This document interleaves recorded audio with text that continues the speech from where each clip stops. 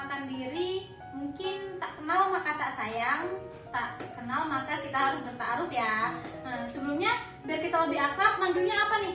Bapak-bapak, ibu-ibu, rekan-rekan, atau apa nih? Kakak-kakak aja. Oke, kakak-kakak aja lah ya, karena mungkin umur kita nggak jauh beda lah ya. Oke, kakak-kakak, sebelumnya izinkan saya memperkenalkan diri. Nama saya Rino Suatun Hasana. Di sini saya akan menyuruh mengenai meningkatkan pendapatan masyarakat di Kelurahan Bagelen melalui tata niaga. Sebelumnya udah tahu belum nih apa itu tata niaga? Belum ya, belum tahu. Kalau misalnya udah tahu mungkin nggak akan ada di sini lah ya. Nah, oke, di sini saya akan menyampaikan dua materi. Yang pertama yaitu ada manajemen produksi dan juga manajemen pemasaran. Nah, yang pertama itu ada manajemen produksi. Nih bisa dilihat di PPT.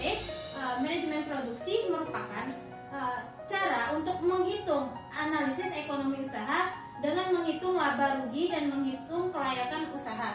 Nah, kalau misalnya dengan adanya manajemen produksi ini, jadi kita tuh tahu apakah usaha kita yang akan kita jalankan itu mendapatkan untung atau malah rugi ya. Benar banget ya Kak. Nah, terus itu untuk menganalisis rugi dan laba itu ada tiga cara. Yang pertama itu adalah kita menganalisis biaya tetap, menganalisis biaya variabel, dan juga menghitung analisis laba dan ruginya. Nah, apa sih analisis biaya tetap? Analisis biaya tetap itu menghitung semua biaya yang kita keluarkan untuk alat-alat yang memiliki nilai investasi atau yang dapat dijadikan dalam jangka waktu yang lama. Nah, misalnya nih, contohnya itu alat-alat seperti kompor, terus itu pisau, pokoknya alat-alat yang sekiranya bisa bertahan lama, ada jangka waktunya.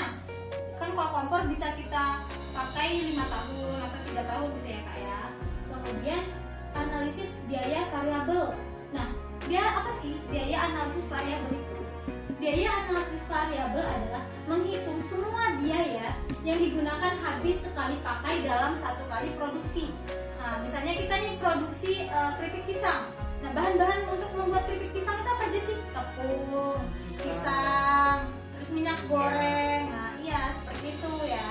Nah, kemudian menghitung analisis rugi dan laba. Nah, menghitung analisis rugi laba itu apa sih?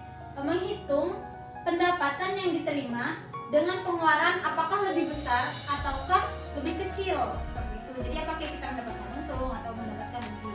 Nah, di sini ada contoh dari perhitungan analisis laba rugi ya Kak. Nah, ini contohnya.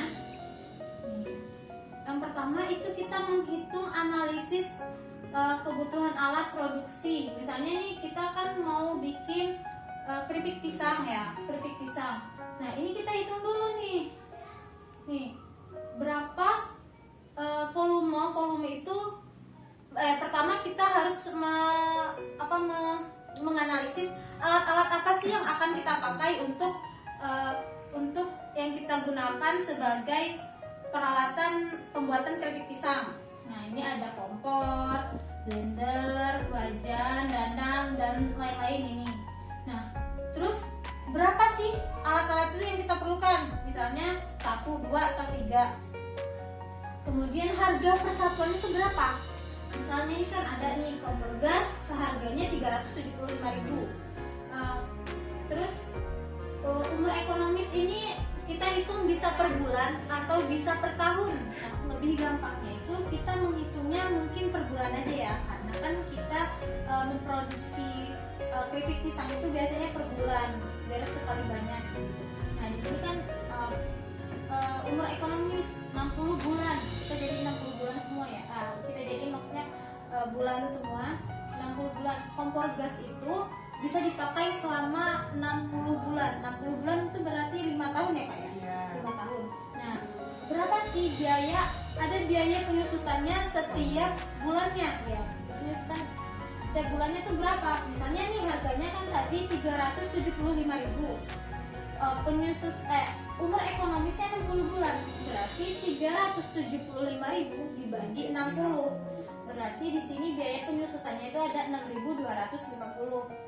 Begitu juga yang lain-lainnya ini. Nah, kemudian kita hitung nih berapa total biaya tetapnya. Ya, total biaya tetap itu dari biaya penyusutan per bulannya. Nah, itu ada ini, kita jumlahkan semuanya, nanti kita ketemu total biaya tetapnya. Kemudian yang kedua itu ada biaya variabel. Tadi biaya variabel adalah apa? Ingat nggak? Nggak ada ya? Biaya variabel itu biaya yang kita keluarkan dalam satu kali masa produksi. Jadi sekali pakai aja. Ini kan ada kayak pisangnya kita membutuhkan 10 buah. Nah, 10 buah itu maksudnya 10 sisir ya. 10 sisir itu harganya 20.000 mungkin. Jadi 20.000 dikali satu buahnya itu 10.000. Ini satu buahnya itu 20.000. Kita membutuhkan 10 buah. Jadi 10 dikali 20.000. Jadi jumlah harga yang kita perlukan adalah uang yang kita perlukan yaitu 200.000. Nah, kemudian kita total juga, kita analisis dulu apa aja biaya variabel yang akan kita gunakan nanti. Apa aja, kan tadi minyak goreng, tepung, terus pisang. Itu berapa jumlahnya yang kita butuhkan sesuai dengan kebutuhan kita dalam pembuatan keripik pisang. Nah, udah ketemu nih jumlahnya berapa? Jumlah variabelnya 564.700. Kemudian kita tadi udah menganalisis biaya tetap dan biaya variabel, dan selanjutnya kita akan menghitung untung dan rugi atau laba dan rugi. Nah, hal pertama yang dapat kita lakukan untuk menganalisis perhitungan laba dan rugi yaitu adalah yang pertama kita menghitung total biaya. Nah, total biaya itu bisa kita hitung menggunakan total biaya tetap ditambah total biaya variabel. Tadi kan kita udah menghitung tuh berapa biaya tetapnya dan biaya variabelnya ya. Nah, itu ditambah dan dijumlahkan berapa total biaya keseluruhan yang kita gunakan. Kemudian yang selanjutnya itu adalah penerimaan. Apa sih penerimaan? Itu kayak pendapatan yang kita dapatkan, sama aja kayak pendapatan yang kita dapatkan. Misalnya kita menjual barang dengan harga sekian, maka kita akan mendapatkan berapa uang yang akan kita dapatkan gitu kan. Nah, penerimaan ini dengan cara harga per bungkus dikali jumlah produksi. Jadi harga per bungkus itu misalnya kita mau menjual keripik pisang kita ini dengan harga 5.000, misal 5.000. Kemudian kita kalikan jumlah produksi kita. Jumlah produksi kita dalam, misalnya kan tadi kita sudah membuat keripik pisang itu tadi 10 buah ya. 10 buah itu dalam 10 buah itu kita mendapatkan berapa kilo. Kemudian kita bungkus. Nah, itu kita bisa mendapatkan penerimaan atau pendapatan. Nah, selanjutnya setelah mendapatkan pendapatan, kita bisa pendapatan bersih. Selanjutnya kita akan menghitung pendapatan bersih kita, yaitu dengan cara penerimaan dikurang total biaya. Total biaya tadi kan berapa yang kita keluarkan, berapa uang yang kita keluarkan untuk memproduksi keripik pisang. Nah, kemudian penerimaan tadi berapa harga yang kita dapatkan setelah menjual keripik pisang tersebut. Nah, jadi setelah mengetahui pendapatan, kita akan menganalisis rugi dan laba dari perhitungan pendapatan ini. Kalau misalnya uang yang kita keluarkan lebih banyak ketimbang uang yang kita dapatkan dari penjualan, berarti kita mengalami kerugian. Tapi kalau misalnya kita mendapatkan uang yang lebih banyak dibandingkan uang yang kita keluarkan, berarti kita mendapatkan untung. Seperti itu. Nah, selanjutnya yaitu adalah manajemen pemasaran. Ini merupakan hal yang penting juga. Kenapa?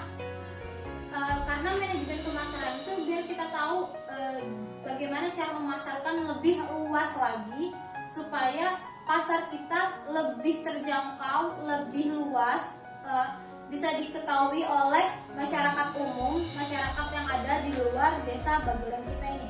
Nah, di sini ada poin-poin yang akan saya sampaikan.